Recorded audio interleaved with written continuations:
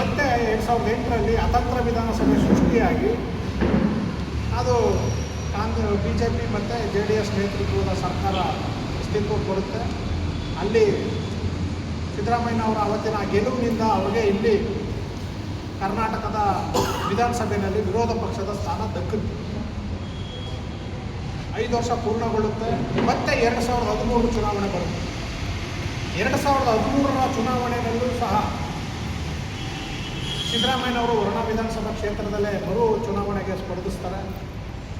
ಆಗಲೂ ಸಹ KPCC president ಆಗಿದ್ದಂಥವರು ದಲಿತರೇ. KPCC president ಆಗಿರ್ತಕ್ಕಂಥವರು ದಲಿತರು. ಅದು ನಮ್ಮ ಡಾಕ್ಟರ್ G. ಪರಮೇಶ್ವರ್ ಅವರು. ಸಿದ್ದರಾಮಯ್ಯನವರ ಕಾಂಗ್ರೆಸ್ ಪಕ್ಷದ ಒಳಗಿನ ಕೆಲ ಸಿದ್ದರಾಮಯ್ಯನವರ ವಿರೋಧಿಗಳೇ ಸಿದ್ದರಾಮಯ್ಯನವರು ಸೋತ್ರೆ ಬೇರೆಯವ್ರಿಗೆ, ಪರಮೇಶ್ವರ್ ಅವ್ರಿಗೆ, ಮಲ್ಲಿಕಾರ್ಜುನ್ ಖರ್ಗೆ ಅವ್ರಿಗೆ ಮುಖ್ಯಮಂತ್ರಿ ಸ್ಥಾನ ಸಿಗುತ್ತೆ ಅಂತಕ್ಕಂಥ ಕರಪತ್ರಗಳನ್ನ ಹಳ್ಳಿಗಳಿಗೂ ಹಂಚ್ತಾ ಇರ್ತಾರೆ. ಅಸಮಾಧಾನಿತ ಸಿದ್ದರಾಮಯ್ಯನವರ ಅಸಮಾಧಾನಿತ ವ್ಯಕ್ತಿಗಳು ಕೆಲವು ಬಂದು ಇಲ್ಲಿ ಹಂಚ್ತಾ ಇದ್ದಾರೆ. ಆಗಲೂ ಅದು ಯಾವುದಕ್ಕೂ ಲೆಕ್ಕ ಹಾಕಿಸ್ತಾನೆ ಇಲ್ಲಿನ ದಲಿತರು, ಸ್ಥಳೀಯ ವರುಣಾ ವಿಧಾನಸಭಾ ಕ್ಷೇತ್ರದ ದಲಿತರು, ಇಲ್ಲ ಸಿದ್ದರಾಮಯ್ಯನವ್ರ ನಾಯಕತ್ವ ಇಡೀ ರಾಜ್ಯಕ್ಕೆ ಅವಶ್ಯಕತೆ ಇದೆ, ಕ್ಷೇತ್ರಕ್ಕೂ ಕೂಡ ಅವಶ್ಯಕತೆ ಇದೆ ಅಂತಕ್ಕಂಥ ಚಿಂತನೆಯಿಂದ ಆಗಲೂ ಸಹ ದಲಿತರು ಸಿದ್ದರಾಮಯ್ಯನವ್ರನ್ನ ಸುಮಾರು 34 ಸಾವಿರ ಮತಗಳಿಂದ ಗೆಲ್ಲಿಸ್ತಾರೆ. ಸಿದ್ದರಾಮಯ್ಯನವರು ಆ ಸಂದರ್ಭದಲ್ಲಿ ಮುಖ್ಯಮಂತ್ರಿ ಆಗ್ತಾರೆ. ಮತ್ತೆ 2018 ಚುನಾವಣೆ ಬರುತ್ತೆ. ಅಲ್ಲಿ ಸ್ವಲ್ಪ ಆಗ ಗೊಂದಲದ ವಾತಾವರಣ. ಶ್ರೀನಿವಾಸ ಪ್ರಸಾದ್ ಅವ್ರನ್ನ ಸಂಪುಟದಿಂದ ತೆಗೆದ್ರು, ಹಾಗೆ ಹೀಗೆ ಅಂತ ಹೇಳಿ ಇದಾದ್ಮೇಲೆ ಅವರು ಕ್ಷೇತ್ರನ ಬದಲಾವಣೆ ಮಾಡ್ತಾರೆ. ಇಲ್ಲಿ ಮಗ ಸ್ಪರ್ಧೆ ಮಾಡ್ತಾರೆ, ಯತೀಂದ್ರ ಅವರು. ಯತೀಂದ್ರ ಅವ್ರಿಗೂ ಸಹ ಇಲ್ಲಿನ ಎಲ್ಲ ದಲಿತರು, ಹಿಂದುಳಿದವರವರು ಎಲ್ಲರೂ ಕೂಡ ಒಟ್ಟಾಗಿ ಮತ ಚಲಾಯಿಸಿ 70,000 ಮತಗಳಿಂದ ಅವ್ರನ್ನ ಗೆಲ್ಲಿಸ್ಕೊಳಿಸ್ತಾರೆ. ಮತ್ತೆ 23ಕ್ಕೆ ಚುನಾವಣೆ ಆಗುತ್ತೆ. ಸಿದ್ದರಾಮಯ್ಯನವ್ರಿಗೆ ಕ್ಷೇತ್ರ ಗೊಂದಲ. ಎಲ್ಲಿ ನಿಲ್ಲೋದು? ಕೋಲಾರಕ್ಕೆ ಹೋಗಿರ್ತಾರೆ, ಬಾದಾಮಿಗೆ ಹೋಗಿರ್ತಾರೆ, ಚಾಮುಂಡೇಶ್ವರಲ್ಲಿ ನಿಲ್ಲದ ಅಂತ ಗೊಂದಲದಲ್ಲಿರ್ತಾರೆ. ಮತ್ತೆ ನಾವು ದಲಿತರನ್ನೇ ಅವ್ರನ್ನ ಆಹ್ವಾನ ಮಾಡಿ, ನೀವೆಲ್ಲೂ ಹೋಗೋದು ಬೇಡ, ಈ ವರುಣಾ ವಿಧಾನಸಭಾ ಕ್ಷೇತ್ರನೇ ನಿಮಗೆ ಸೂಕ್ಷ್ಮವಾದ ಕ್ಷೇತ್ರ. 2013ರಲ್ಲಿ ಗೆದ್ದು CM ಆಗಿದ್ದೀರಿ, ಈಗಲೂ 23ರಲ್ಲಿ ನಿಂತರೆ ನೀವೇ ಇಲ್ಲೇ ಗೆದ್ದಿರಿ, ಈಗಲೂ CM ಆಗ್ತೀರಿ ಅಂತ ದಲಿತರನ್ನೇ ಆಹ್ವಾನ ಕೊಟ್ಟು ಅವ್ರನ್ನ ಕರೆದು ಇಲ್ಲಿ ನಿಲ್ಲಿಸ್ಕೊಂಡು ಅತಿ ಹೆಚ್ಚು ಶೇಕಡ 90ಕ್ಕಿಂತ ಹೆಚ್ಚು % ಮತಗಳನ್ನ ಕೊಟ್ಟು ಅವ್ರನ್ನ ಕಳಿಸ್ತಾರೆ. ಇದು ದಲಿತರೊಬ್ಬರಿಂದ ಆಗಿರ್ತಕ್ಕಂಥದ್ದಲ್ಲ, ದಲಿತರು ಒಳಗೊಂಡಂತೆ ಎಲ್ಲ ಹಿಂದುಳಿದವರಂಥವ್ರು.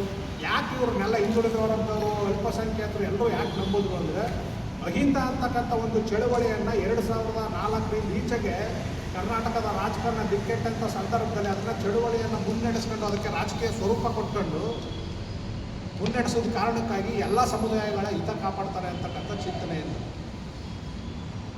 ಈಗ ಸಿದ್ದರಾಮಯ್ಯನವರ ನಾಯಕತ್ವ ಇನ್ನೂ ಕೂಡ ಕರ್ನಾಟಕದ ರಾಜ್ಯ ರಾಜಕಾರಣಕ್ಕೆ ಖಂಡಿತ ಅವಶ್ಯಕತೆ ಇದೆ. ಇಂಥ ಸಂದರ್ಭದಲ್ಲಿ ಕಾಂಗ್ರೆಸ್ಸು ಅಲ್ಲಿ ಏನು ಒಳ ಒಪ್ಪಂದಗಳಾಗಿತ್ತೋ ಏನೋ ಅವರ ನಾಯಕತ್ವದಿಂದ ಬದಲಾವಣೆ ಮಾಡಿ ಬದಲಾದ ಸಂದರ್ಭದಲ್ಲಿ ಬೇರೆಯವ್ರನ್ನ ಮುಖ್ಯಮಂತ್ರಿ ಮಾಡಿದರು. ಆದರೆ ಈ ಭಾಗದಲ್ಲಿ ಏನು ಸಿದ್ದರಾಮಯ್ಯನವರು ಅಹಿಂದ ಚಳುವಳಿಯನ್ನು ಕಟ್ಕೊಂಡು ಅದಕ್ಕೆ ರಾಜಕೀಯ ಸ್ವರೂಪ ಕೊಟ್ಕೊಂಡು ಮುನ್ನಡೆಸ್ಕೊಂಡು ಬಂದರು, ಅವ್ರಿಗೆ ಬೆನ್ನೆಲುಬಾಗಿ ನಿಂತಿದ್ದಂಥವರು ಅಹಿಂದ ಚಳುವಳಿ, ಅಹಿಂದ ರಾಜಕಾರಣಕ್ಕೆ ಪ್ರಮುಖವಾಗಿ ಮಾದೇವಪ್ಪನವರು, ಜೊತೆಗೆ ಸತೀಶ್ ಜಾರಕಿಹೊಳಿ ಮತ್ತು ಹಿಂದುಳಿದ ಅಲ್ಪಸಂಖ್ಯಾತ ಸಮುದಾಯದ ನಾಯಕರಾಗಿರ್ತಕ್ಕಂಥ ಜಮೀರ್ ಅಹಮದ್ ಖಾನ್ ಅವರು, CM ಇಬ್ರಾಹಿಂನವರು, ಈ ಥರದವರೆಲ್ಲ ಸಿದ್ದರಾಮಯ್ಯನವ್ರಿಗೆ ಬೆನ್ನೆಲುಬಾಗಿ ಅವ್ರ ಹೆಜ್ಜೆಯನ್ನು ಹಾಕೊಂಡು ಒಂದು ಅಹಿಂದ ಅಂತಕ್ಕಂಥ ಒಂದು ಗಟ್ಟಿಯಾದಂಥ ಒಂದು ದೃಷ್ಟಿನಲ್ಲಿ ಅದನ್ನು ಮುನ್ನಡೆಸ್ಕೊಂಡು ಹೋಗಿ ಅಂತಕ್ಕಂಥ ಅವ್ರ ನಾಯಕತ್ವದಲ್ಲಿ ಎಲ್ಲ ಸಾಕ್ತಾ ಬರ್ತಾಯಿದ್ರು. ಈಗ ಏನಾಗಿದೆ, ಸಿದ್ದರಾಮಯ್ಯನವ್ರನ್ನ ಕಾಂಗ್ರೆಸ್ನ ಹೈಕಮಾಂಡ್ ಬದಲು ಮಾಡಿದ ತಕ್ಷಣ ಇಲ್ಲಿ ದಲಿತ ನಾಯಕತ್ವವೂ ಇಲ್ಲ, ಹಿಂದುಳಿದ ವರ್ಗದ ನಾಯಕತ್ವವೂ ಇಲ್ಲ, ಮತ್ತು ಅಲ್ಪಸಂಖ್ಯಾತರ ನಾಯಕತ್ವವೂ ಇಲ್ಲದೆ ಇರೋಂಥ ಒಂದು ಸ್ಥಿತಿ ನಿರ್ಮಾಣ ಆಗಿದೆ. ಜೊತೆಗೆ ವಿಶೇಷವಾಗಿ ಮಾದೇವಪ್ಪನವರು ಸಿದ್ದರಾಮಯ್ಯನವ್ರಿಗೆ ಜೊತೆಗೆ ಹೆಜ್ಜೆ ಹಾಕೊಂಡು ಬಂದು ಅಹಿಂದ ಚಳುವಳಿಯನ್ನು ಕಟ್ಕೊಂಡು ಬಂದರು. ಈಗೇನಾಗಿದೆ, ಅವ್ರನ್ನ ತೆಗೆದ ಮೇಲೆ ಅಹಿಂದ ಚಳುವಳಿಯೂ ಇಲ್ಲ. ಅಹಿಂದ ಚಳುವಳಿಯನ್ನು ಮುನ್ನಡೆಸ್ತಕ್ಕಂಥವ್ರು ಯಾರು? ನಮ್ಮ ಸಿದ್ದರಾಮಯ್ಯನವರು ಇದನ್ನು ಮುನ್ನಡೆಸ್ತಕ್ಕಂಥ ಜವಾಬ್ದಾರಿ 2ನೇ ಹಂತದ ನಾಯಕರನ್ನ ಸೃಷ್ಟಿ ಮಾಡಬೇಕಾಗಿತ್ತು. ಇದುವರೆಗೂ ನಡೆಸ್ಕೊಂಡು ಬಂದಿದ್ದಂಥವ್ರು. ಇವತ್ತು ಮೈಸೂರು ಜಿಲ್ಲೆಯಲ್ಲಿ ಮಹದೇವಪ್ಪನವ್ರಿಗೆ ಸಚಿವ ಸ್ಥಾನ ಇಲ್ಲದೆ ಇರ್ತಕ್ಕಂಥದ್ದು ಒಂದು ಕಡೆ ದಲಿತರಲ್ಲಿ ಒಂಥರ ದಬ್ಬಲಿತನವನ್ನು ಇವತ್ತು ಕಾಡ್ತಾ ಇದೆ. ಸಿದ್ದರಾಮಯ್ಯನವರ ಹೊರತಾಗಿ ಮಹದೇವಪ್ಪನವರು ರಾಜಕಾರಣ ಮಾಡಲಿಕ್ಕೆ ಅಸಾಧ್ಯ. ಮಹದೇವಪ್ಪನವರ ಹೊರತಾಗಿ ಸಿದ್ದರಾಮಯ್ಯನವರು ಮತ್ತು ಅವರ ಮಗವರು ರಾಜಕಾರಣ ನಡೆಸ್ತಕ್ಕಂಥದ್ದು ಈ ಭಾಗದಲ್ಲಿ ಅಸಾಧ್ಯ. ಮತ್ತು ಇವರಿಬ್ಬರ ಒಡಕು ಏನಾದರೂ ಆದರೆ ಹಳೆ ಮೈಸೂರು ಭಾಗದಲ್ಲಿ ಚಾಮರಾಜನಗರ ಆಗಿರ್ಬೋದು, ಮೈಸೂರು ಆಗಿರ್ಬೋದು, ಕೊಡಗು ಆಗಿರ್ಬೋದು, ಮಂಡ್ಯ ಆಗಿರ್ಬೋದು, ಹಾಸನ ಆಗಿರ್ಬೋದು, ಚಿಕ್ಕಮಗಳೂರು ಆಗಿರ್ಬೋದು, ಸುಮಾರು 40 ಕ್ಷೇತ್ರಗಳಲ್ಲಿ ಇದರ ಪರಿಣಾಮವನ್ನು ಕಾಂಗ್ರೆಸ್ಸು ಎದುರಿಸಬೇಕಾದಂಥ ಅನಿವಾರ್ಯ ವಾತಾವರಣ ಇವತ್ತು ನಿರ್ಮಾಣ ಆಗಿದೆ. ಹಾಗಾಗಿ ಸಿದ್ದರಾಮಯ್ಯನವರು ಏನು ಈ ಥರದ ಗೊಂದಲದ ವಾತಾವರಣ ನಿರ್ಮಾಣ ಆಗಿದೆ, ಮುಂಬರ್ತಕ್ಕಂಥ ಸಚಿವ ಸಂಪುಟದ 2ನೇ ಹಂತದ ವಿಸ್ತರಣೆ ಸಂದರ್ಭದಲ್ಲಿ ಈ ಭಾಗದಲ್ಲಿ ಮಹದೇವಪ್ಪನವ್ರಿಗೂ ಕೂಡ ಮೈಸೂರು ಜಿಲ್ಲೆಯಿಂದ ಪರಿಗಣಿಸಿ ಒಂದು ಉನ್ನತವಾದಂಥ ಏನು ಈಗಾಗಲೇ ಅವರು ಸಮಾಜ ಕಲ್ಯಾಣ ನಿರ್ವಹಿಸ್ತಾ ಇದ್ರು ಅದೇ ಖಾತೆಯಲ್ಲಿ ಮುಂದುವರಿಸೋದಾದರೂ ಸರಿ, ಇಲ್ಲಾಂದ್ರೆ ಅದಕ್ಕಿಂತ ಹೆಚ್ಚಿನ ಉನ್ನತವಾದಂಥ ಹುದ್ದೆಯನ್ನು ಅವ್ರಿಗೆ ತಲುಪಿಸಲಿಕ್ಕೆ ಕಾಂಗ್ರೆಸ್ನ ಹೈಕಮಾಂಡ್ ಮೇಲೆ ಒತ್ತಡವನ್ನು ಹಾಕಿ ಅವರು ಕೊಡಿಸ್ಕೊಡ್ಬೇಕು. ಮತ್ತು ಈ ಭಾಗದಲ್ಲಿ ಒಂದೇ ಥರದಾದಂಥ ಈ ಹಿಂದೆ ಏನಿತ್ತು ಅದೇ ಥರದ ಹಿಂದೆ ಅಂತಕ್ಕಂಥ ಒಂದು ಗಟ್ಟಿ ಚಳುವಳಿ ಉಳಿದು ಮಾತ್ರ ಕಾಂಗ್ರೆಸ್ಗೆ ಉಳಿದೋ ಹೊರತು ಇಲ್ಲ ಅಂತಂತಂದರೆ ಅದು ಸರ್ವನಾಶ ಆಗುತ್ತೆ ಅಂತಕ್ಕಂಥದ್ದು ನಮ್ಮ ಅಭಿಪ್ರಾಯ ಆಗಿದೆ. ನಾವೆಲ್ಲ ಇವತ್ತು ದಲಿತ ಸಂಘರ್ಷ ಸಮಿತಿಯ ಮುಖಂಡರುಗಳು ಮತ್ತು ದಲಿತ ಮುಖಂಡರುಗಳು ನಾವೂ ಸಹ ಏನು ಇವತ್ತು ಪತ್ರಿಕಾಗೋಷ್ಠಿನಲ್ಲಿ ಹೇಳ್ತಾ ಇರ್ತಕ್ಕಂಥದ್ದು, ಮುಂಬರ್ತಕ್ಕಂಥ ನಾಳಿದ್ದು 10ನೇ ತಾರೀಕು ಸುತ್ತೂರಿನಲ್ಲಿ 10ನೇ ತಾರೀಕು ಒಂದು ಹಕ್ಕೊತ್ತಾಯದ ಸಭೆಯನ್ನು ಕರೆದಿದ್ದೀವಿ. ವರುಣಾ ವಿಧಾನಸಭಾ ಕ್ಷೇತ್ರದ ಮಹದೇವಪ್ಪನವರ ಹಿತೈಷಿಗಳು, ದಲಿತ ಸಂಘರ್ಷ ಸಮಿತಿಯ ಕಾರ್ಯಕರ್ತರುಗಳು, ದಲಿತ ಮುಖಂಡರುಗಳು ಮತ್ತು ಎಲ್ಲ ಅಹಿಂದ ವರ್ಗದ ಎಲ್ಲ ಸಮುದಾಯಗಳ ಮುಖಂಡರುಗಳ ಸಭೆಯನ್ನು ನಾವು ಕರೀತಾ ಇದ್ದೀವಿ 10ನೇ ತಾರೀಕು ಸುತ್ತೂರಿನಲ್ಲಿ ಬೆಳಗ್ಗೆ 11 ಗಂಟೆ. ಅಲ್ಲಿ ಹಕ್ಕೊತ್ತಾಯದ ಸಭೆಯನ್ನು ನಡೆಸಿ ನಾವು ಕಾಂಗ್ರೆಸ್ನ ಹೈಕಮಾಂಡು ರಾಷ್ಟ್ರೀಯ ಅಧ್ಯಕ್ಷರಾಗಿರ್ತಕ್ಕಂಥ ಮಲ್ಲಿಕಾರ್ಜುನ್ ಖರ್ಗೆ ಅವರು, ಕಾಂಗ್ರೆಸ್ ಪಕ್ಷದ ಅಧ್ಯಕ್ಷರಾಗಿರ್ತಕ್ಕಂಥ BK ಹರಿಪ್ರಸಾದ್ ಅವರು ಮತ್ತು ಸಿದ್ದರಾಮಯ್ಯ ಅವ್ರನ್ನೂ ಕೂಡ ಭೇಟಿ ಮಾಡಿ ನಾವು ಹಕ್ಕೊತ್ತಾಯವನ್ನು ಮಂಡಿಸ್ತಾ ಇದ್ದೀವಿ. ಇದಕ್ಕೆ ಅವರು ಸ್ಪಂದಿಸ್ತಾ ಇದ್ದರೆ ಮುಂಬರ್ತಕ್ಕಂಥ ಚುನಾವಣೆಗಳಲ್ಲಿ ಕಾಂಗ್ರೆಸ್ಗೆ ಏನಾದರೂ ಇದಾದರೆ ಅದಕ್ಕೆ ಆ ಪಕ್ಷವೇ ನೇರ ಹೊಣೆಯನ್ನು ಹೊರಬೇಕಾಗಿರ್ತಕ್ಕಂಥ ಸ್ಪಷ್ಟವಾದಂಥ ಎಚ್ಚರಿಕೆಯನ್ನು ನಾವು ಈ ಸಂದರ್ಭದಲ್ಲಿ ನೀಡಲಿಕ್ಕೆ ಬಯಸ್ತಾ ಇದ್ದೀವಿ. ನಾವು ಯಾಕೆ ಮಹದೇವಪ್ಪನವ್ರಿಗೆ ಬೇಕು ಅಂತ ಹೇಳ್ತಾ ಇದ್ದೀವಿ ಅಂತಂದರೆ, ಪ್ರಮುಖವಾಗಿ ಮಹದೇವಪ್ಪನವರು ದಲಿತ ಚಳುವಳಿಯ ಹಿನ್ನೆಲೆಯಿಂದ ಬಂದಿರತಕ್ಕಂಥವ್ರು. ಅವರು 85ರಲ್ಲಿ ಗೆದ್ದು ಆರೋಗ್ಯ ಮಂತ್ರಿ ಆದ ನಂತರ ರಾಜ್ಯದಲ್ಲಿ ದಲಿತರ ಭೂ ಸಮಸ್ಯೆಗಳ ಕುರಿತು ದೊಡ್ಡ ಮಟ್ಟದ ಚರ್ಚೆ ಆಗ್ತಾ ಇರ್ತದೆ. ಲ್ಯಾಂಡ್ ರಿಫಾರ್ಮೇಷನ್ ಆ್ಯಕ್ಟ್ ಸಂಬಂಧಪಟ್ಟಂಗೆ ಆಗ ಅದಕ್ಕೆ ಕಾಯ್ದೆ ಮಾಡಲೇಬೇಕು ಅಂತೇಳಿ ಮಹದೇವಪ್ಪನವರು JH ಪಟೇಲ್ ಅವರು ಮುಖ್ಯಮಂತ್ರಿ ಆಗಿದ್ದಂಥ ಸಂದರ್ಭದಲ್ಲಿ ರಾಜೀನಾಮೆಯನ್ನು ಕೊಟ್ಟು ಬರೋಂಥ ಒಂದು ತೀರ್ಮಾನವನ್ನು ತಗೊಂಡಿದ್ದಾರೆ. ಮತ್ತು ಕಳೆದ 2013ರಿಂದ 2018ರ ಚುನಾವಣೆಯಲ್ಲಿ ಸಿದ್ದರಾಮಯ್ಯನವರು ಒಂದು ಐತಿಹಾಸಿಕವಾದಂಥ ಒಂದು ಸರ್ಕಾರವನ್ನು ಮಾಡಿಕೊಟ್ರು. ಆ ಸಂದರ್ಭದಲ್ಲಿ ದಲಿತ ಪರವಾದಂಥ ಹಲವಾರು ತೀರ್ಮಾನಗಳನ್ನ, ಕಾಯ್ದೆಗಳನ್ನ ರೂಪಿಸಿದ್ರು. ಉದಾಹರಣೆಗೆ SCP TSP ಕಾಯ್ದೆಯನ್ನು ಜಾರಿಗೆ ತರ್ತಕ್ಕಂಥದ್ದು, ಮತ್ತು ಜನಸಂಖ್ಯೆಗೆ ಅನುಗುಣವಾಗಿ ದಲಿತರಿಗೆ ಅನುದಾನವನ್ನು ರಿಸರ್ವ್ ಮೀಸಲಿಡ್ತಕ್ಕಂಥದ್ದು, SC ST ಗುತ್ತಿಗೆದಾರರಿಗೆ ಅವರೇ ಗುತ್ತಿಗೆನಲ್ಲಿ ಕಾಮಗಾರಿಗಳನ್ನ SC ST ವರ್ಗದವರಿಗೆ ಮೀಸಲಿಡ್ತಕ್ಕಂಥದ್ದು, ಪರಿಶಿಷ್ಟ ಜಾತಿ ಪರಿಶಿಷ್ಟ ವರ್ಗದ ನೌಕರರಿಗೆ ಹಿಂಬಡ್ತಿಯಾಗಿದ್ದಂಥ ನೌಕರರುಗಳಿಗೆ ಮುಂಬಡ್ತಿಯನ್ನು ಕೊಡ್ತಕ್ಕಂಥ ವಿಚಾರದಲ್ಲಿ ಸುಗ್ರೀವಾಜ್ಞೆ ತರ್ತಕ್ಕಂಥದ್ದು, ಹೀಗೆ ಹಲವಾರು ಐತಿಹಾಸಿಕವಾದಂಥ ಕಾಯ್ದೆಗಳು, ಕಾನೂನುಗಳನ್ನ ಸಿದ್ದರಾಮಯ್ಯನವರ ಆ ಅವಧಿಯ ಸರ್ಕಾರ ತಂತು.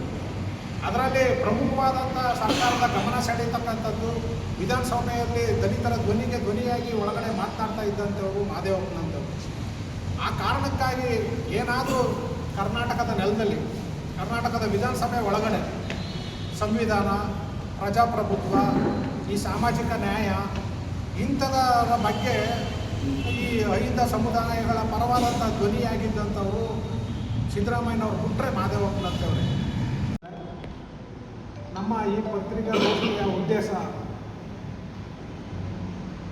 2004ರಿಂದ ಈಚೆಗೆ ಕರ್ನಾಟಕದ ರಾಜಕಾರಣದಲ್ಲಿ ಒಂದು ಬದಲಾವಣೆಯ ಒಂದು ಅಲೆ ಅಲ್ಲಿ ತನಕ ಸಹಜವಾಗಿ ರಾಜಕಾರಣ ನಡೀತಾ ಬರ್ತಾಯಿತ್ತು. 2004ರಲ್ಲಿ ಅತಂತ್ರ ವಿಧಾನಸಭೆ ನಿರ್ಮಾಣ ಆದ ನಂತರ 2005ರಲ್ಲಿ ಸಮ್ಮಿಶ್ರ ಸರ್ಕಾರ ಇರುತ್ತೆ. ಸಮ್ಮಿಶ್ರ ಸರ್ಕಾರದಲ್ಲಿ JDS ಪಕ್ಷದಿಂದ ಸಿದ್ದರಾಮಯ್ಯನವ್ರನ್ನ ಉಚ್ಚಾಟನೆಯನ್ನು ಮಾಡ್ತಾರೆ. ಸಿದ್ದರಾಮಯ್ಯನವ್ರನ್ನ ಉಚ್ಚಾಟನೆ ಮಾಡಿದಂಥ ಸಂದರ್ಭದಲ್ಲಿ ಕರ್ನಾಟಕದ ರಾಜಕಾರಣಕ್ಕೆ ಆಗ ಬದಲಾವಣೆಯ ಒಂದು ಸಂದರ್ಭ.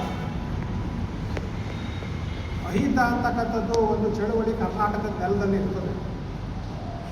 ಸಿದ್ದರಾಮಯ್ಯನವ್ರನ್ನ ರಾಜಕಾರಣದಿಂದ JDS ಪಕ್ಷದಿಂದ ಹೊರಗೆ ಹಾಕಿದ ನಂತರ ಸಿದ್ದರಾಮಯ್ಯನವರು ತಮ್ಮದೇ ಆದಂಥ ಒಂದು AVP-JD ಅಂತಕ್ಕಂಥ ಒಂದು ಪಕ್ಷವನ್ನು ಕಟ್ಕೊಳ್ತಾರೆ. ಆ AVP-JD ಪಕ್ಷದ ಅಹಿಂದದ ಚಳುವಳಿಯ ಭಾಗವಾಗಿ ಇಟ್ಕೊಳ್ತಕ್ಕಂಥದ್ದು.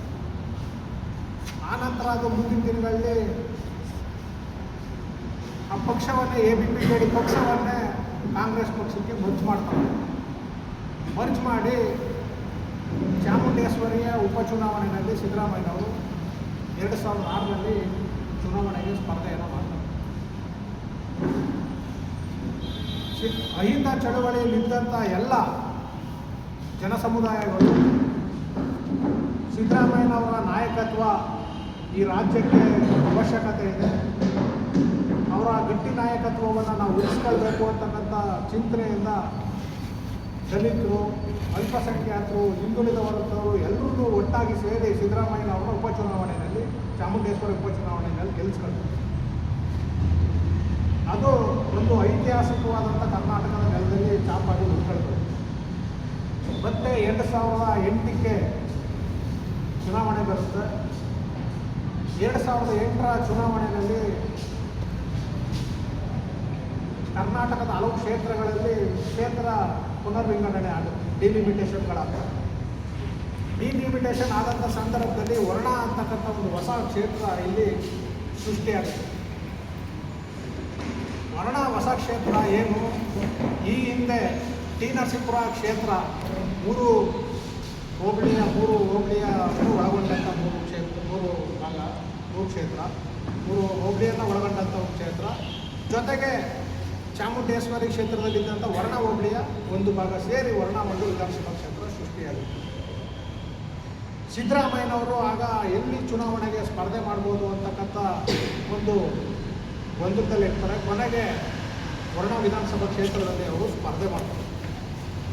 ವರ್ಣ ವಿಧಾನಸಭಾ ಕ್ಷೇತ್ರಕ್ಕೆ ಸ್ಪರ್ಧೆ ಮಾಡಿದಂಥ ಸಂದರ್ಭದಲ್ಲಿ ಕಾಂಗ್ರೆಸ್ನ KPCC ಪ್ರೆಸಿಡೆಂಟ್ ಆಗಿದ್ದಂಥವರು ಮಲ್ಲಿಕಾರ್ಜುನ್ ಖರ್ಗೆ ಅವರು. ಆಗ ಒಂದು ರೀತಿಯಲ್ಲಿ ಖರ್ಗೆ ಅವ್ರಿಗೆ ಮುಂದಿನ ಮುಖ್ಯಮಂತ್ರಿ ಅಂತಕ್ಕಂಥ ಒಂದು ಚಿಂತ ವ್ಯಕ್ತ ಆಗ್ತಾ ಇತ್ತು. ಆದರೂ ಇಲ್ಲಿನ ದಲಿತರು, ಸಿದ್ದರಾಮಯ್ಯನವರು ಅಹಿಂದ ಚಳವಳಿಯಿಂದ ಬಂದಿರ್ತಕ್ಕಂಥವ್ರು, ದಲಿತರು, ಅಲ್ಪಸಂಖ್ಯಾತರು, ಹಿಂದುಳಿದ ವರ್ಗದವರು ಎಲ್ಲರೂ ಒಟ್ಟಿಗೆ ಕೊಂಡೊಯ್ತಕ್ಕಂಥ ಶಕ್ತಿ ಸಾಮರ್ಥ್ಯ ಉಳ್ಳಂಥವರು ಅಂತಕ್ಕಂಥ ಚಿಂತನೆಯಿಂದ ವರ್ಣ ವಿಧಾನಸಭಾ ಕ್ಷೇತ್ರದಲ್ಲಿ 2ನೇ ಅತಿ ಹೆಚ್ಚು ಮತ ಹೊಂದಿರತಕ್ಕಂಥ ದಲಿತ ಸಮುದಾಯದವರು ಸಿದ್ದರಾಮಯ್ಯನವರ ಅಭೂತಪೂರ್ವವಾದಂಥ ಗೆಲುವನ್ನು ತಂದುಕೊಡ್ತಾರೆ. ಅವಶ್ಯಕತೆಯೂ ಕೂಡ ತುಂಬ ಅವಶ್ಯಕತೆ ಇದೆ. ಈ ಕಾರಣಕ್ಕಾಗಿ ಏನಾದರೂ ಈ ಸರ್ಕಾರಕ್ಕೆ ಒಂದು ಘನತೆ ಹೆಚ್ಚಿಗೆ ಆಗಬೇಕು ಅಂತಂತಂದರೆ ಮಾದೇವಪ್ಪನವರು ಇಲ್ಲಿ ಅವಶ್ಯಕತೆ, ಈ ಕ್ಯಾಬಿನೆಟ್ನೊಳಗಡೆ ಅವಶ್ಯಕತೆ ಇದೆ ಅಂತಕ್ಕಂಥ ಒಂದು ಅಭಿಪ್ರಾಯ ನಮ್ಮದಾಗಿದೆ. ಈ ಎಲ್ಲದರ ಹಿನ್ನೆಲೆಯಲ್ಲಿ ಸಿದ್ದರಾಮಯ್ಯನವರು ಇದನ್ನು ಪರಿಗಣನೆಗೆ ತಗೊಳ್ಬೇಕು ಅಂತಕ್ಕಂಥದ್ದು ನಮ್ಮ ಒತ್ತಾಯ ಆಗಿದೆ. ಜೊತೆಗೆ ಇನ್ನೊಂದು ವಿಚಾರ ಏನಪ್ಪ ಅಂತಂತಂದರೆ, ಈಗ ಸುಮಾರು ಕಳೆದ ಚುನಾವಣೆಯಲ್ಲಿ 90% ಹೆಚ್ಚು ಮತವನ್ನು ದಲಿತರೇ ಹಾಕಿದ್ದಂಥದ್ದು ಕಾಂಗ್ರೆಸ್. ಇವ್ರಿಗೆ ರಿಸರ್ವೇಷನ್ ಕೋಟೆ ಏನಿದೆ ಅದಷ್ಟೇ ಮಾತ್ರ ಅಂತ ಹೇಳ್ತಾರೆ, ಬರೀ 5-6 ಮಂತ್ರಿ ಸ್ಥಾನ ಅಂತ. ಈ ಭಾಗದಲ್ಲಿ 90%ಗಿಂತ ಹೆಚ್ಚು ಓಟನ್ನು ಕೊಟ್ಟಿರ್ತಕ್ಕಂಥದ್ದು ದಲಿತರು. ಹಾಗಾಗಿ ಅದನ್ನು ಇನ್ನೂ ವಿಸ್ತರಣೆ ಮಾಡಬೇಕು. ಈಗ ಹಿಂದೆ BJP ಗೌರ್ಮೆಂಟ್ ಇತ್ತು, 10-15 ಜನರ ತನಕ ಲಿಂಗಾಯತ ಸಮುದಾಯದವ್ರನ್ನ ಮಿನಿಸ್ಟ್ರು ಮಾಡಿದ್ರು. JDS ಗೌರ್ಮೆಂಟ್ ಇತ್ತು, ಸುಮಾರು 10-15 ಜನರಷ್ಟು ಒಕ್ಕಲಿಗರನ್ನೇ ಮಿನಿಸ್ಟ್ರು ಮಾಡ್ಕೊಂಡಿದ್ರು. ಈಗ ನಾವು 90% ವೋಟ್ ಕೊಟ್ಟಿರ್ತಕ್ಕಂಥ ಮುಸಲ್ಮಾನರಿಗೆ ಒತ್ತು ಕೊಟ್ಟು ಎರಡನೇದು ಕೊಡೋಕ್ಕೆ ಯಾರು ಕೊಡೋದು ಅಂತ ಹುಡುಕ್ತಾನೆ. 80% ವೋಟ್ ಕೊಟ್ಟವ್ರೆ ಮುಸಲ್ಮಾನರು. ಅಹಿಂದ ಚಳವಳಿ ಹಿನ್ನೆಲೆಯಲ್ಲಿ ಕಾಂಗ್ರೆಸ್ ಹುಟ್ಟಬೇಕು ಅನ್ನೋ ಕಾರಣಕ್ಕಾಗಿ. ದಲಿತರು 90% ವೋಟ್ ಕೊಟ್ಟವ್ರೆ. ಇವ್ರಿಗೆ 5 ಕೊಟ್ಟಾಗೋಯ್ತು, ಇನ್ಯಾತಕ್ಕೆ ಪುನಃ ಕೊಡೋದು ಅಂತ ಯೋಚನೆ ಮಾಡ್ತಾರಲ್ಲ, ಇದೆಷ್ಟು ಮಟ್ಟಕ್ಕೆ ಸರಿ ಇದು? 20% ವೋಟ್ ಹಾಕಿಲ್ಲದೆ ಇರೋಂಥ ಸಮುದಾಯದ ವ್ಯಕ್ತಿ ರಾಜ್ಯದ ಮುಖ್ಯಮಂತ್ರಿ ಸ್ಥಾನವನ್ನು ಅಲಂಕರಿಸ್ತಾರ ಅಂತಂತಂದ್ರೆ 90% 80% ವೋಟ್ ಹಾಕಿರ್ತಕ್ಕಂಥ ದಲಿತ ಸಮುದಾಯ ಕಬಲಿಯಾಗಿ ನಿಂತ್ಕೋಬೇಕ? ಇದು ನಮ್ಮ ಪ್ರಶ್ನೆ ಆಗಿ ಕಾಡ್ತಾ ಇರೋದು. ಇದನ್ನು ಕಾಂಗ್ರೆಸ್ನ ಹೈಕಮಾಂಡು ಸೂಕ್ಷ್ಮವಾಗಿ ಗಮನಿಸಿ ದಲಿತ ಸಮುದಾಯಕ್ಕೆ ಒಂದು ಸೂಕ್ತವಾದಂಥ ಸ್ಥಾನಮಾನಗಳನ್ನ ಇನ್ನೂ ಹೆಚ್ಚಿಗೆ ಮಾಡೋದ್ರ ಮುಖಾಂತರ ಈ ಭಾಗದಲ್ಲಿ AR ಕೃಷ್ಣಮೂರ್ತಿ ಅವರು 3 ಬಾರಿ ಗೆದ್ದಿರೋಂಥವ್ರು ಇದ್ದಾರೆ. ಇಲ್ಲಿ ನಮ್ಮ ನರೇಂದ್ರ ಸ್ವಾಮಿ ಅವರು ಇದ್ದಾರೆ. ನಮ್ಮ ಎಡಗೈ ಸಮುದಾಯದಲ್ಲೂ ಹಲವಾರು ಜನ ಮುಖಂಡರುಗಳು ಗೆದ್ದಿರ್ತಕ್ಕಂಥವ್ರು ಇದ್ದಾರೆ. ಅವರಲ್ಲೂ ಆಯ್ಕೆ ಮಾಡತಕ್ಕಂಥದ್ದು. ಹೀಗೆ ಹೆಚ್ಚಿಗೆ ಯಾರೆಲ್ಲ ಜಾಸ್ತಿ ಮತಗಳನ್ನ ಕಾಂಗ್ರೆಸ್ ಪಕ್ಷವನ್ನು ಕೈ ಹಿಡಿದಿದ್ದಾರೋ ಅಂಥವ್ರಿಗೆ ಅವಕಾಶಗಳನ್ನ ಕೊಡೋದ್ರ ಮುಖಾಂತರ ಸಾಮಾಜಿಕ ನ್ಯಾಯವನ್ನು ಕಾಪಾಡಬೇಕು ಮತ್ತು ಸಮತೋಲನವನ್ನು ಕಾಪಾಡಬೇಕು ಅಂತಕ್ಕಂಥ ಒಂದು ಒತ್ತಾಯವನ್ನು ನಾನು ಮಾಡ್ತಾಯಿದ್ದೀನಿ. ಸರಿ, ಪ್ರಜಾಪ್ರಭುತ್ವವನ್ನು ಪ್ರತಿಪಾದಿಸ್ಕೊಂಡು ಬಂದಂಥವ್ರು ಸಿದ್ದರಾಮಯ್ಯನವರು ಯಾರೆಲ್ಲ ಅವ್ರನ್ನ ಚಳುವಳಿಗೆ ಮತ್ತು ಅವರ ನಾಯಕತ್ವದ ಬಂದರೋ ಅಂಥವ್ರಿಗೆ ಮೊದಲನೇ ಆದ್ಯತೆಯನ್ನು ಕೊಡಬೇಕಾಗಿತ್ತು. ಇಲ್ಲೆಲ್ಲೋ ಒಂದು ಕಡೆ ಲೋಪ ಆಗಿದೆ ಅಂತಕ್ಕಂಥದ್ದು ಕಾಣ್ತಾ ಇತ್ತು. ನಾವು ಅವ್ರ ಮಗನಿಗೆ ಮಂತ್ರಿ ಕೊಡಬಾರ್ದು, ಪುತ್ರ ವ್ಯಾಮೋಹ ಇಟ್ಕೋಬಾರ್ದು ಅಂತಕ್ಕಂಥದ್ದು ನಮ್ಮ ದೂಷಣೆಯಲ್ಲ, ಆರೋಪ ಏನಲ್ಲ. ಯಾರೆಲ್ಲ ಜೊತೆಯಲ್ಲಿ ಹಿಂದೆ ಚಳುವಳಿಯನ್ನು ಕಟ್ಕೊಂಡ್ಬಂದು ಅವರು ಮುಖ್ಯಮಂತ್ರಿ ಆಗಲಿಕ್ಕೆ ಅವಕಾಶ ಇತ್ತೋ ಅಂಥವ್ರಿಗೆಲ್ಲರಿಗೂ ಅವಕಾಶಗಳನ್ನ ಕಲ್ಪಿಸ್ಕೊಡ್ಬೇಕು ಅಂತಕ್ಕಂಥದ್ದು ನಮ್ಮ ಒತ್ತಾಯ. ಅವರು ಸವಿವರವಾಗಿ ಹೇಳಿದ್ದಾರೆ, ಅದನ್ನು ರಿಪೀಟ್ ಮಾಡೋಕ್ಕಾಗಲ್ಲ. ಮಹದೇವಪ್ಪ ಅವರು ಯಾಕೆ ಮಂತ್ರಿ ಆಗಬೇಕು ಅಂತ ಹೇಳ್ತಾ ಇದ್ದಾರೆ ಅಂದರೆ, ಕಾಂಗ್ರೆಸ್ಗೆ ಒಬ್ಬ ದಲಿತ ಸಮುದಾಯದಲ್ಲಿ ಅಗ್ರಗಣ್ಯ ನಾಯಕ. ಯಾಕಂದರೆ ಇಡೀ ಬೀದರ್ನಿಂದ ಹಿಡಿದು ಚಾಮರಾಜನಗರ ತನಕ ಪ್ರತಿಯೊಂದು ಸಣ್ಣ ಹಳ್ಳಿಲೂ ಕೂಡ ಅವ್ರಿಗೆ ಅವರದೇ ಆದ ಅಭಿಮಾನಿಗಳು ಮತ್ತು ಕಾರ್ಯಕರ್ತರಿದ್ದಾರೆ ದಲಿತ ಸಂಘರ್ಷ ಸಮಿತಿ ಮುಖಾಂತರ. ಇಂಥ ಒಬ್ಬ ದೊಡ್ಡ ಮಟ್ಟದ ನಾಯಕನಿಗೆ ಅನ್ಯಾಯ ಆಗಿರ್ತಕ್ಕಂಥದ್ದು ಆ ಸಮುದಾಯಕ್ಕೆ ತುಂಬಲಾರದಂಥ ನಷ್ಟ ಜೊತೆಗೆ ತುಂಬ ನೋವಾಗಿದೆ. ಹಾಗಾಗಿ ಸಿದ್ದರಾಮಯ್ಯನವರು ಇದೆಲ್ಲವೂ ಅರಿವಿದೆ ಅವರು. ಯಾಕಂದರೆ ಮಹದೇವಪ್ಪನವ್ರ ಶಕ್ತಿ ಏನು ಅಂತಲೂ ಗೊತ್ತಿದೆ ಅವರು. ಆದರೂ ಕೂಡ ಮೊದಲನೇ ಲೀಸ್ಟ್ನಲ್ಲಿ ತಪ್ಪಿರ್ತಕ್ಕಂಥದ್ದು ನಿಜಕ್ಕೂ ಕೂಡ ಕಾಂಗ್ರೆಸ್ಗೆ ಒಂದು ರೀತಿ ಇದು ಕೊಡ್ತಾನೆ. ಯಾಕೆಂತಂದರೆ ಈಗಾಗಲೇ ದಲಿತ ಸಮುದಾಯ ಎಚ್ಚೆತ್ಕೊಂಡಿದೆ, ರಾಜಕೀಯನ ಎದುರು ನೋಡ್ತಾ ಇದೆ. ಹರಿಪ್ರಸಾದ್ ಅಂತ ಒಬ್ಬ ಅನುಭವಿ ಇವತ್ತು ಕಾಂಗ್ರೆಸ್ ಪಕ್ಷದ ಅಧ್ಯಕ್ಷರಾಗಿದ್ದಾರೆ. ಅವರು ಪಕ್ಷವನ್ನು ಕಟ್ಟಬೇಕು ಅಂದರೆ ಮಹದೇವಪ್ಪನವರಂಥ ಮುಂಚೂಣಿ ನಾಯಕರನ್ನ ಅವರು ಬೆಂಬಲಿಸಲೇಬೇಕು. ಹಾಗೆಯೇ DK ಶಿವಕುಮಾರ್ ಅವ್ರಿಗೆ ಈ ಭಾಗದ ಮೈಸೂರಿನಲ್ಲಿ ಈ ಭಾಗದಲ್ಲಿ ಯಾರು ನೀಡರು ಅಂತಕ್ಕಂಥದ್ದು ಕೂಡ ಮನವರಿಕೆ ಇದೆ. ಹಾಗಾಗಿ ಅವರೆಲ್ಲರೂ ಕೂಡ ಮಹದೇವಪ್ಪನವ್ರನ್ನ ಬೆಂಬಲಿಸ್ತಾರೆ. ಸಮಾಜ ಕಲ್ಯಾಣ ಇಲಾಖೆಯಲ್ಲಿ ಹಲವಾರು ಯೋಜನೆಗಳನ್ನ ತಂದಿದ್ದಾರೆ ಅಂತ ನೂರಾರು ಹೇಳಿದ್ದಾರೆ. ಇವತ್ತು ಕಳೆದ ಬಾರಿ ಕಾಂಗ್ರೆಸ್ ಸರ್ಕಾರದ ಒಂದು ಸಾಧನೆಯನ್ನು ಗಿನ್ನಿಸ್ ರೆಕಾರ್ಡ್ ಮಾಡಿದ್ದಾರೆ. ಇದುವರೆಗೂ ಯಾರೂ ಮಾಡಿಲ್ಲ, ವರ್ಲ್ಡ್ ರೆಕಾರ್ಡ್ ಮಾಡಿದ್ದಾರೆ ಅಂತಂದರೆ ಅಂಥ ಒಬ್ಬ ಪ್ರಾಮಾಣಿಕವಾದಂಥ ಒಬ್ಬ ಮಂತ್ರಿನ ಯಾವುದೇ ಎಲ್ಲೂ ಕೂಡ ಒಂದು ಸಣ್ಣ ಒಂದು ಇದು ಲೋಪನ ಇಲ್ಲದ ಆಡಳಿತ ನಡೆಸ್ಕೊಂಡು ಒಂದು ಭ್ರಷ್ಟಾಚಾರಕ್ಕೂ ಎಡೆ ಕೊಡಿದ್ದಾರೆ. ಜನಗಳಿಗೆ ಸಮೀಪದಲ್ಲಿ ಇದ್ದುಕೊಂಡು ಇಡೀ ಬೀದರ್ನಿಂದ ಯಾರ ಮನೆಗೂ ಹೋಗಲ್ಲ, ಇಡೀ ಬೀದರ್ನಿಂದ ಚಾಮರಾಜನಗರ ತನಕ ಮಹದೇವಪ್ಪನ ಮನೆಯಲ್ಲಿ ಪ್ರತಿಯೊಬ್ಬರೂ ಕೂಡ ಇರ್ತಾರೆ, ಪ್ರತಿದಿನ ಇರ್ತಾರೆ. ಅಂದರೆ ಅವರ ಜನಮೆಚ್ಚುಗೆ ಅಂತ ಒಂದು ಸ್ಪಂದನ. ನಾವು ಮುಂದಿನ ದಿನಗಳಲ್ಲಿ ಯತೀಂದ್ರ ಅವರ ರಾಜೀನಾಮೆಗೆ ಒತ್ತಾಯ ಮಾಡ್ತೇವೆ. ಇಡೀ ಕ್ಷೇತ್ರ ನಮ್ಮ ಹಿಡಿತಲೇ ಇಟ್ಕೊಂಡಿದ್ದೀವಿ, ನಾವು ಯಾರ ಕೈಗೂ ಕೊಟ್ಟಿಲ್ಲ. ಹಾಗಾಗಿ ಮುಂದಿನ ಅವರ ರಾಜಕೀಯ ಜೀವನ ನಮ್ಮ ಕೈನಲ್ಲಿದೆ. ಒಂದು ವೇಳೆ ಮಹದೇವಪ್ಪನವ್ರಿಗೇನಾದರೂ ತಪ್ಪಿದ್ದೇ ಆದರೆ ಯತೀಂದ್ರ ಅವರು ರಾಜೀನಾಮೆ ಕೊಟ್ಟು ಹೊರಗೆ ಬರಬೇಕು ಅಂತ ಈ ಮೂಲಕ ನಾವು ಎಚ್ಚರಿಕೆಯನ್ನು ಕೊಡ್ತೀವಿ.